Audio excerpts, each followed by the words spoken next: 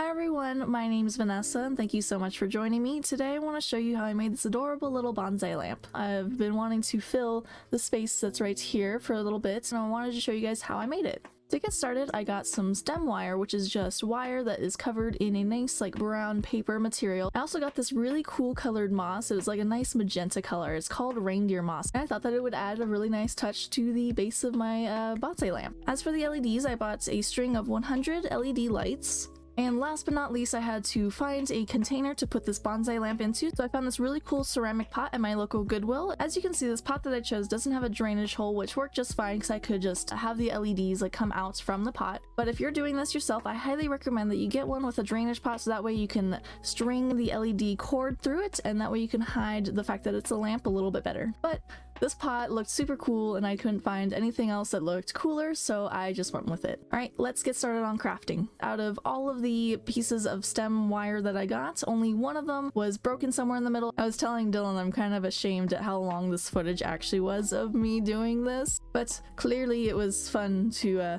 play with the broken stem wire.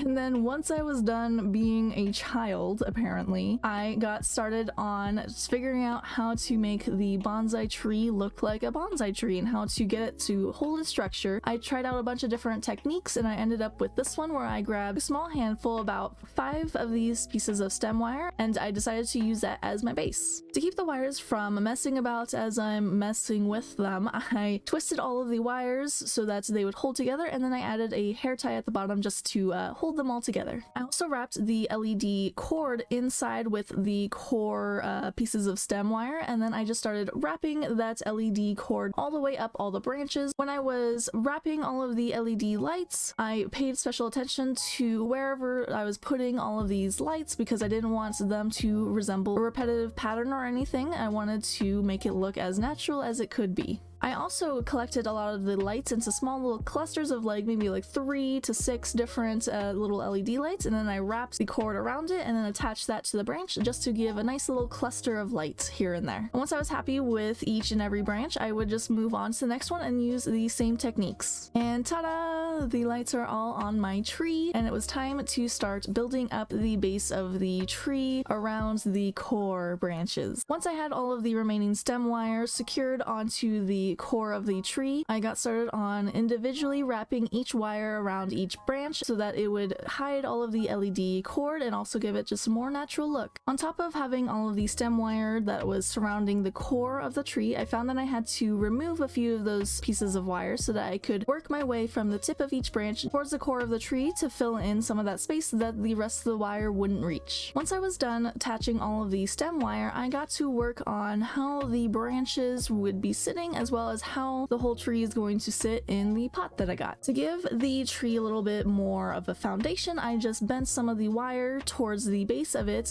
into a 90-degree angle so that way it would sit a little bit better inside the pot. Once I was happy with all of the 90-degree angles as well as the configuration of the branches, I collected some rocks that were outside in my yard and I got started on filling in all of those little spaces inside of the pot to keep the bonsai tree all nice and stable. Once I was happy with how the bonsai tree was sitting inside of the pot with all the rocks, I took out some of my really pretty rocks that I've been collecting throughout the years and I just started sorting through them, picking out which ones I would like to put in with my little bonsai tree. Once I was done picking out all the pretty rocks for this bonsai lamp, I got started on hot gluing all of the rocks into the pot. Now honestly, the rocks are pretty good at keeping the tree stable, but I wanted to just hot glue it anyways just in case, and also because I don't plan on taking this lamp apart. I plan on having the lamp always live with this pot, but you can certainly skip that if you'd like. Also, the super glue was to secure the moss onto this lamp as well. Once I had all of the purple moss secured to the base of the lamp, I got started on attaching all of the branches. So I found this really cool fake floral arrangement at my local Hobby Lobby, and I really liked the way that it looked, and I thought that it would look really cool on my bonsai tree. To attach the branches, all I had to do was wrap the branches around wherever I wanted them to sit. I also had to secure some of the branches with an extra little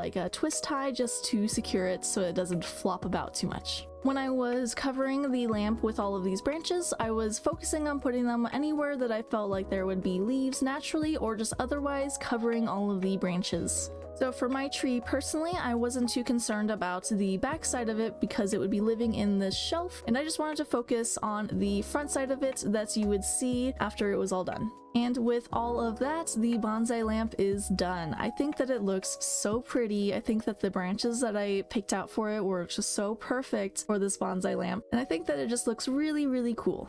And so with the bonsai lamp all done, last step was to just put it in its new home. And as you can see, the bonsai tree was a little bit oversized for the cubby hole that I was putting it into, but I really liked the look that it had of like it was growing out of the cubby hole that it's in right now. Once I had everything arranged, the last thing to do was to just plug the lights in. And the light is finished. So I really like the lights that I chose to use for this lamp because they come with this cool little remote that has a bunch of different color changing features along with some preset combinations for a nice fade or even like a nice jump color type thing going on. I hope you guys liked today's video. I really like how the bonsai tree turned out, and if you do follow this tutorial, please let me know, tag me. My social medias are down below. I would love to see it. Anyways, thank you so much for watching. My name is Vanessa. Please like, comment, subscribe if you'd like to see more videos of this nature, and I will see you guys next time.